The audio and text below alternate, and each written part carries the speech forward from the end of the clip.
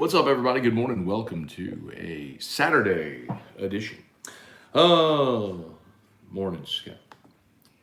Presented by Brock, Banner Clinic, Hudco Roofing, HudcoRoofing.com.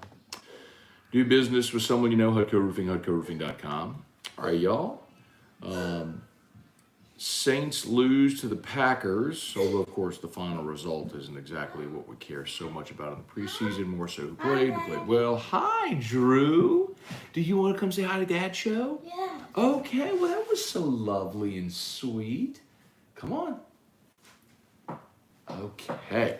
Oh. Okay, tell him hi. Hi. Say hi, Dad show. Hi, Dad. Well, that was so sweet. Did you wake up in such a good mood today? Be so sweet. Where? Huh? Okay. Do you want to tell everybody good morning?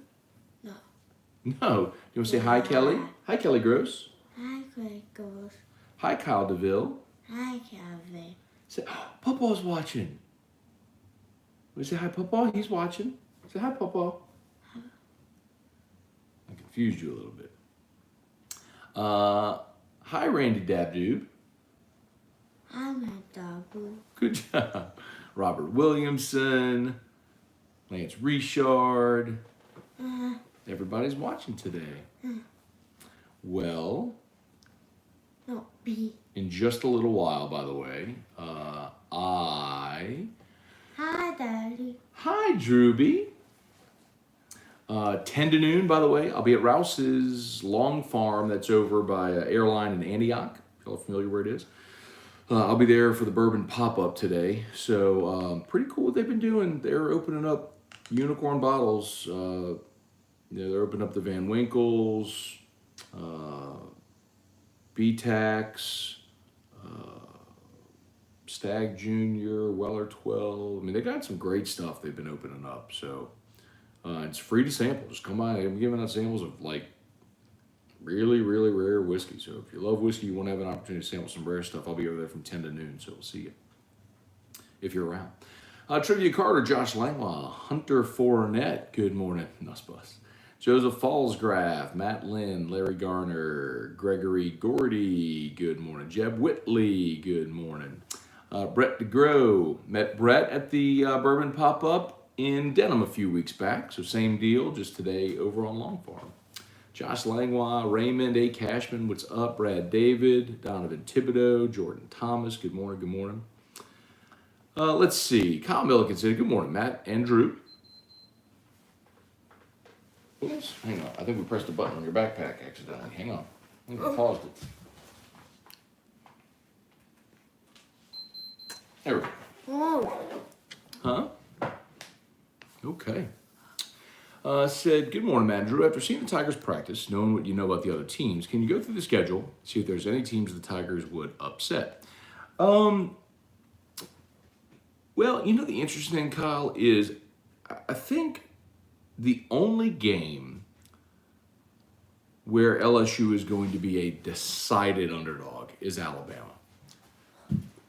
I think every other game, you're probably going to be within a field goal one way or another. Field goal favorite, field goal underdog. I think every other game is going to kind of look like that.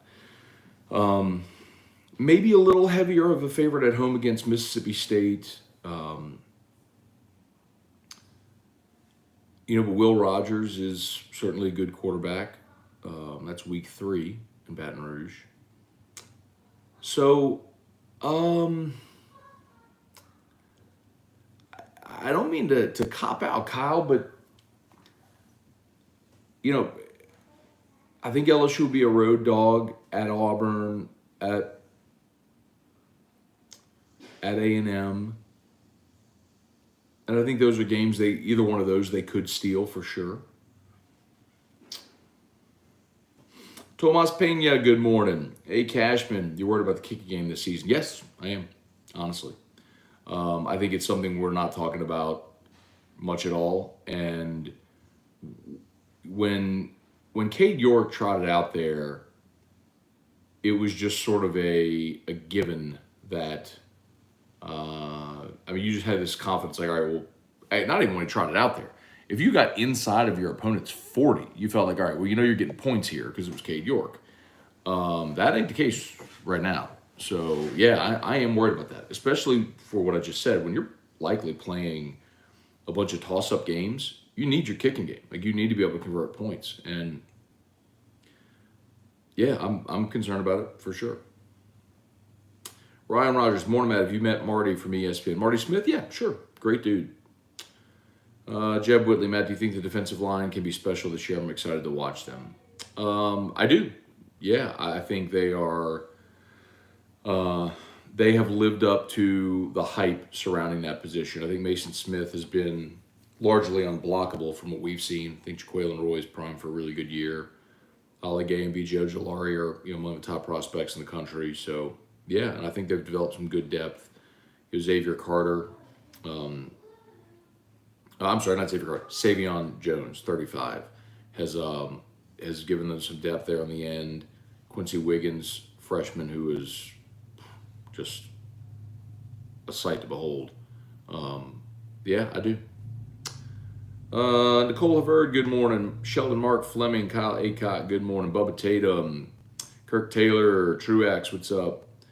Blake DeVilliers, I like what Matt House had to say. I feel like he's going to be great. Yeah, but look, he's a proven SEC defensive coordinator, and now he's got NFL experience as well. I mean, I think, for a young guy who's ambitious too as well, it's sort of the anti-Bo Pelini, where it's not a guy just catching a check.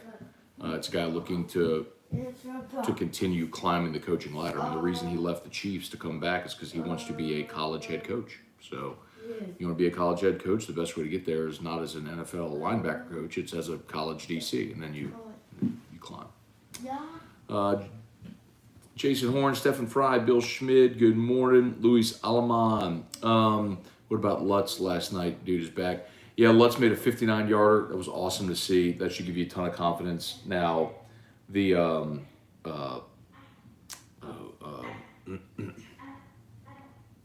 what's the guy's name? They just signed him. Like, they literally signed him yesterday and brought him back to kick. And he shanked the short one at the end of the game.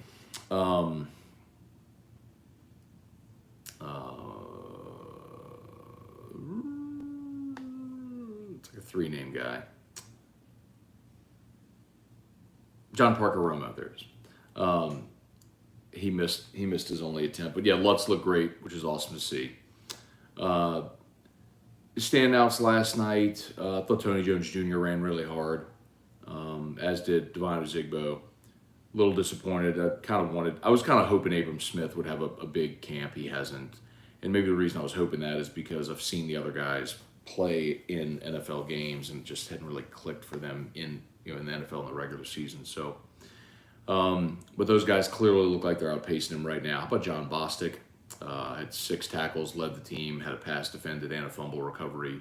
I think John Bostic is going to make the team. I mean, that's one of those things where you look at a guy at a position needed in linebacker, and that's a dude who has played a lot in his career.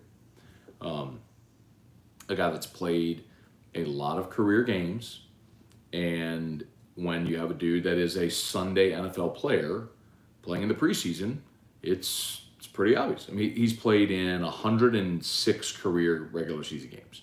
So, I mean, you get a guy that's got a ton of NFL experience, you run him out there in the preseason, and it makes sense why he does really well. He's a proven Sunday guy playing against dudes that probably aren't going to be in the league next week, But it was good to see, man. I hope Bostic can stick and stay. Luis Salomon, Michael Richard. Good morning, Mr. Matt. Mike Richard from the best bank in New Orleans. Who dat? There you go, Michael. Good to see you. West Bank is the best bank. Who dat? Appreciate you watching, Michael. Thank you, man. You can drop the Mr. Matt, though. Samuel Merrifield, you concerned with the Saints' run defense? Nope, not at all. Not a lick. Not one single iota. The Saints have had, the Saints had the streak of, 170 games, whatever it was. No, it wasn't that many. But it was like 4 straight years without allowing a 100-yard rusher before that got broken.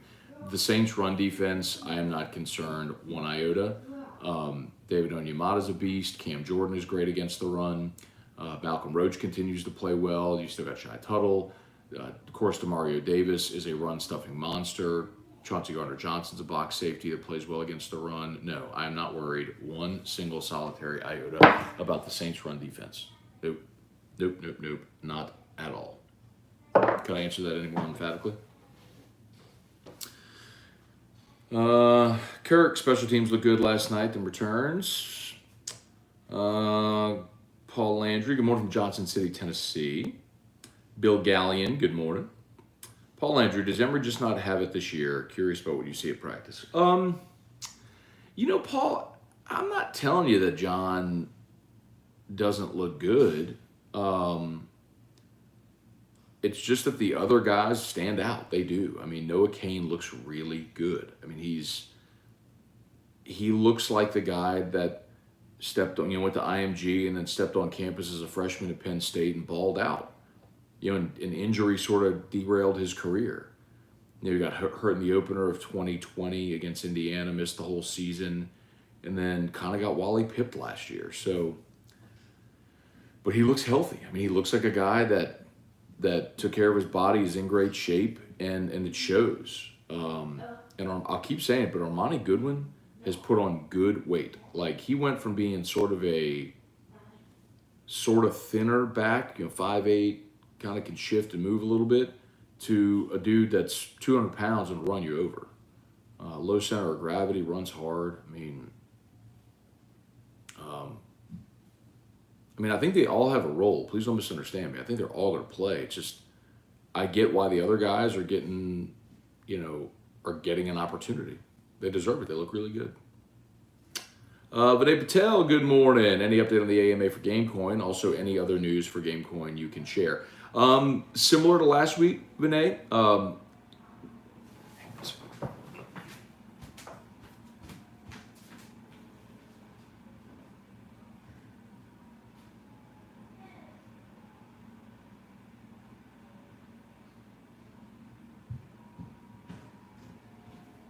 Sorry. And as far as the AMA, we are planning to do 2 AMAs. One is going to be live, and one is going to be recorded, where we will take questions beforehand, and it'll sort of be post-produced. We are working to coordinate with a couple of things. One, of course, is our schedules, because we want to make sure that we have me. I'm less important. I'm just kind of like hosting it. But David Mailer, and then our CTO, Freddie, who lives in Vegas. I think I mentioned that before. So we want to make sure we have all of us. So there is a possibility Freddie may be coming here for it, or we could do it via Zoom. That hasn't been decided. But the other more important thing is we want to get to a certain point in the platform punch list where we can show portions of it during the AMA. So I know that's not a definitive answer for you on a date, but we are, until we get to a certain point on the punch list, we're not going to set it, because we don't want to set a date and then not have it ready. Hey, babe. Jeff McKithen, good morning. David Brewerton, what's up, Coach Brew? Etling still has wheels. How about that? Danny Etling, 51 yards. Touchdown run last night. T-Bob was doing backflips. Danny Etling, good quarterback. He can run. Ain't no doubt about that. Danny Etling can run. I remember he had a touchdown run. Don't correct me if I'm wrong on this one. It was either with the Falcons or the Patriots in preseason. It was similar. I mean, it was kind of like a bootleg. It was a long touchdown run, like a 50-yard run in a preseason game.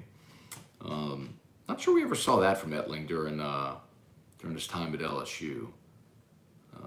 Old Danny boy. Kyle Laycock, shout out to Danny Etling. Glad to see him pursuing the dream.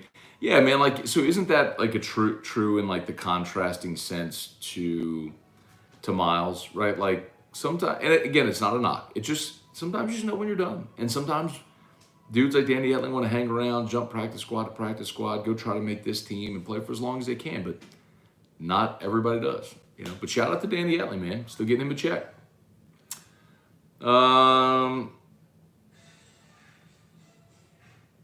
Let's see. Hey, an old Gretna today. There you go, Kurt.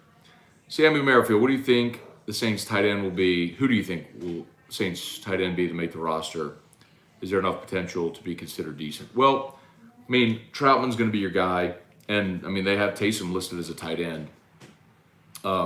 We haven't seen a lot of Nick Van Ette here in the preseason. But he's a guy made the team last year and is sort of your more traditional blocking tight end. Lucas Kroll, the rookie out of Pitt, had a touchdown catch yesterday, but it was negated for offensive pass interference. And he had a big day in practice on Wednesday as well. So I think Kroll is probably the wild card there. But, if you're the Saints, you're just really hoping that Troutman has a big year. I mean, that's kind of your hope. Ryan Amanda Guidry, good morning. Paul Landry, headed down for Tennessee game with a few Vol fans. Hope it's a night game. Have a good weekend. Thanks, Paul. Appreciate that. I think the Tennessee game should be a night game.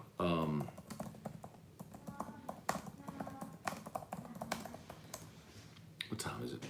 So I got to be at Rouse's in 1 hour. So let's do about 15 more minutes so I can make sure I get shower changed and get over there.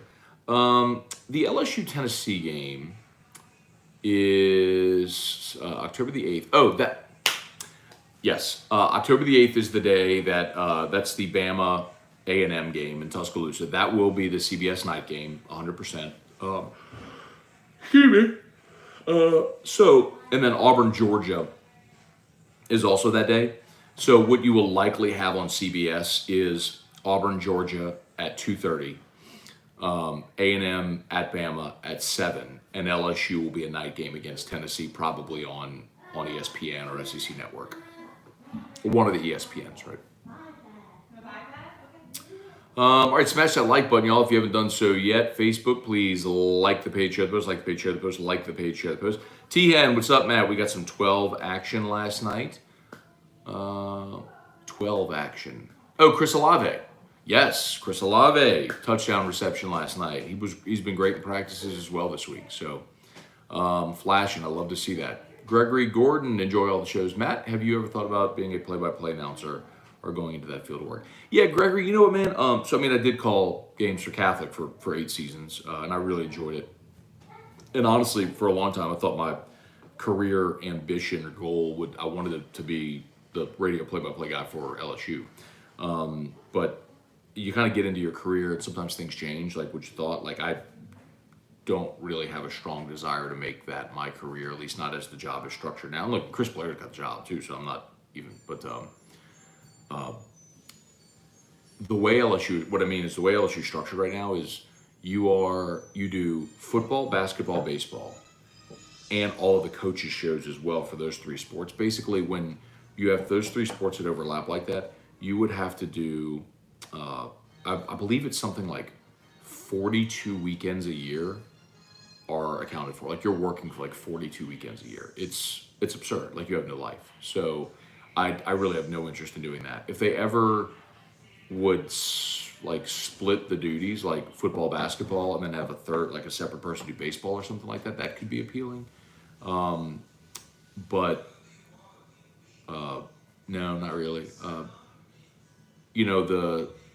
The Saints job would be interesting if it ever came open again, and if I was at a point in my career where I might want to do it. I don't know. I would never say never, Greg, because I do enjoy it. I do love doing play-by-play. I love calling live action. I do. But I'm kind of really good with where I am right now, though. Trivia Carter, thoughts on not being ranked at all? Trivia, it's hard to justify ranking them. I mean, that's back-to-back 500 seasons. You have so many questions. You lost 10 guys to the draft. You turned over your whole coaching staff. You got 15 transfers coming in. I mean, I get it. I don't think I would vote for him pre-LSU top 25. I mean, I would be skeptical and saying, hey, I need you to prove it. I need to see it. I think you beat Florida State, you beat Southern, you beat Mississippi State, start 3-0. I think you're ranked. Heck, I think if you beat Florida State, you're probably ranked, depending on what happens the rest of week 1. Cliff Nelson, good morning, Scone. Was looking for Steffi Graf last night at the Saints game. Couldn't find her. So Terry was on the show yesterday, and I mentioned we were going up to Lambeau to talk to Todd Graffanini. And Terry was like, Steffi Graf's coming on the show? I was like, not Steffi Graf. Todd Graffanini. Brad, David, who's your favorite play-by-play commentator? Do you think Sean Payton would be good at that? I don't know if Sean Payton would be good at it. By the way, he's not. Just to clarify, Sean Payton wouldn't be doing play-by-play. He would be doing color. I'm sure that's what you meant, but it's worth noting it's a difference. Calling a live game is not easy. That's why so few people do it really well. But I'm not so sure that I have a favorite. I mean, well, Al Michaels is fantastic. It has been for a long time, still is. Joe Buck's really good. I don't understand the Joe Buck slander. For a guy to do it at that high level of both football and baseball, to be able to step into the Olympics and golf as well. I mean, the guys who are the best in the job and have the best positions have them for a reason. Kyle Milliken, Kerry Hughes. On Thursday, I'm in Chicago. Get in my car, turn my phone to AFR. First thing I hear is your CBS rant. Rant Matt is the best. Hang on one second, y'all. That's just way too loud. It's distracting me. Yeah, we're going to turn this volume down. Way too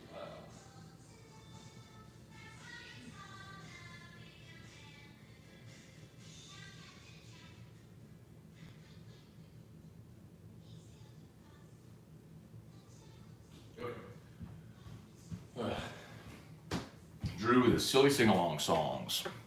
All right, smash that like button if you haven't done so yet. As always, shout out to Brock, the Baton Rouge Orthopedic Clinic, Hudco Roofing, HudcoRoofing.com. Actually, I had a buddy this morning send me a message, said, Matt, got some mold in our house. I think it's a leak in our slate roof and creating the issue. Do you think y'all come look? Of course, whether it's shingle, slate, metal, tile, don't matter. We got you. Hudco Roofing, HudcoRoofing.com. Tim Gotro, Tomas Pena, Quan Baker have been shown good run blocking skills. You know what, Tomas? Like, those guys just aren't going to make the team. Like, I think some of these guys are good enough to play in the NFL, but you have Thomas, Landry, Olave, Marquez Callaway, Deontay Hardy. There's 5 receivers. The only way you're keeping a sixth is if it's a special teams ace. And, in the mold of Courtney Roby. And I don't know that any of those guys fit the bill. So, anyway.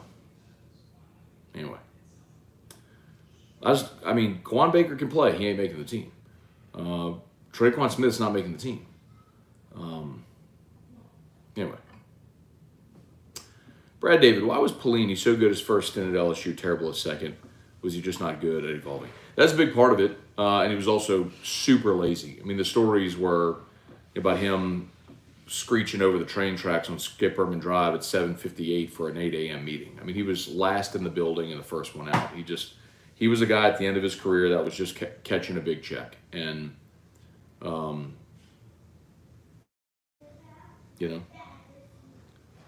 what Ed said afterwards?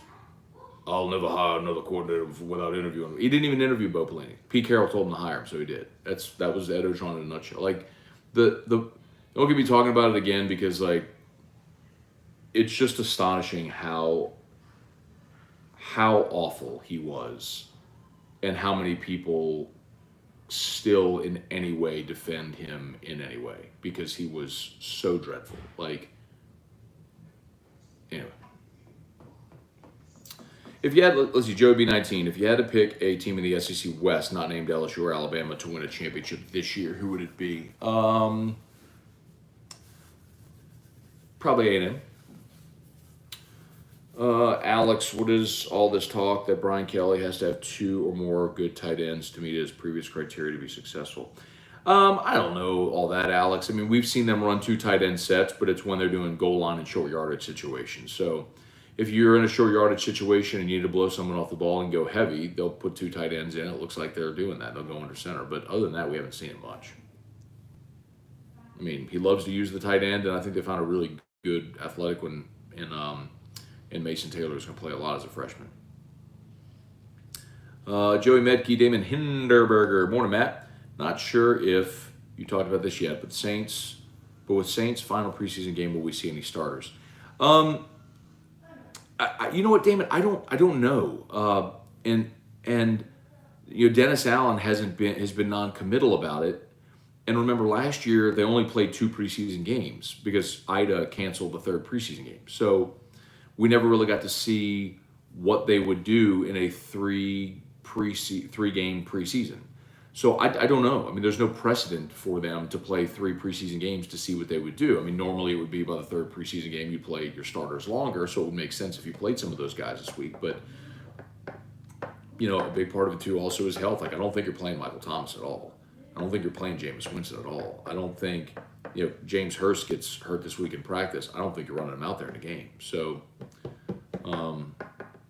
you might see more guys next week, but I still don't think you see much extended action. Fat Boy Slim, good morning, Scone. Are you not going to the game Sunday night because you said you'll do Whiskey and Wine back in Baton Rouge? Correct. And yesterday, we were back and forth a lot yesterday on if Whiskey and Wine was going to be in Baton Rouge or New Orleans for the opener, but I think we have landed on it is going to be at Don Juan on Sunday of the first game. Huey Lipsy, hey Drew, Saints will need to bid for a quarterback in the next draft. Maybe. Or maybe Jameis Winston has an awesome year and you find your guy for the next, 5 to 7 years. Good morning, Matt. Can't take any more of Ian Book. Yeah. Josh Giraldo. Is Besh still getting works with the tight end? No. He is. Jack Besh is 100% a wide receiver this year. James Metvin, good question. Gregory Gordy, enjoy the show. Have a great day. Thank you. Kyle Brister. I'd rather have to watch Hee Haw Marathon with my pillow guy than watch Ian Book play quarterback. Another interception, another fumbled snap. It's not a very good player, man. Weston Weaver, Kyle Brister, Wendell Norman. LSU will be better than expected.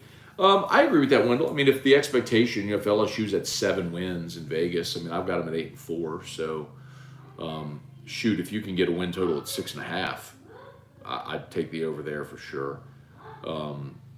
If you think they're going to get to 10, I don't. I think you've got to understand you got a new coaching staff that's rebuilding culture, rebuilding a roster against a really tough schedule. So, and you still got some pretty serious question marks. Offensive line and quarterback among them. Special teams, certainly. Huey Lipsy, Danny Etling touchdown. Talked about that a bit ago. Drew needs a Morning Scone intro song. Danny Braywick, LSU fans will have to get used to coach that adapts to his personnel instead of trying to change his players to fit. Jimmy James, how does a guy like Colby Richardson gain so much weight in such a short time? It's not like he has a huge frame. Yeah, man, but everybody has sort of said the same thing on him, how much he sort of attacked the preparation. And look, a big part of it, Jimmy, like if you really think about it, when you're in your early 20s, you can, in 10 to 12 weeks' time, bulk up. I mean, you see fighters do it, bulk up or cut weight. If you manipulate your diet and are very intentional about it, you can absolutely do that. So I think the biggest difference is the resources at McNeese and resources at LSU. When you have a full nutrition staff and a cafeteria, essentially, dining hall in football ops, where a nutritionist is monitoring everything you eat to intentionally help you gain 20 pounds, it can be done. It can absolutely be done.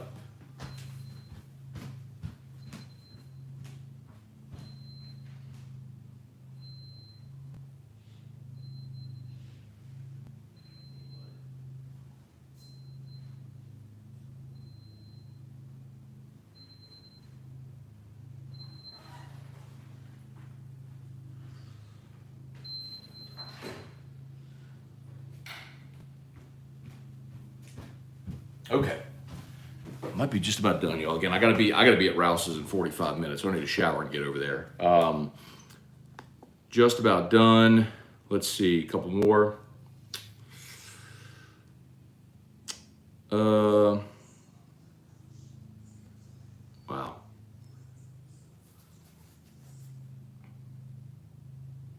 Let's see, Ryan Dixon, good morning.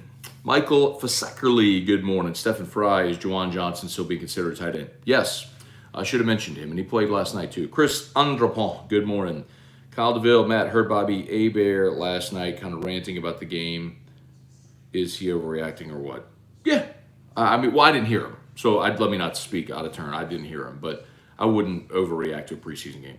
Jason Horn, time for the Matt Shuffle. Ask and you shall receive. Seek and you shall find. Knock and it shall be opened unto you.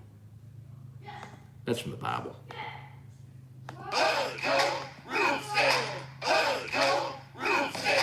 When you need a roof, call someone you know. Scone and Terrio. All you need is HUD Call Hardco Roofing. 364. 1007.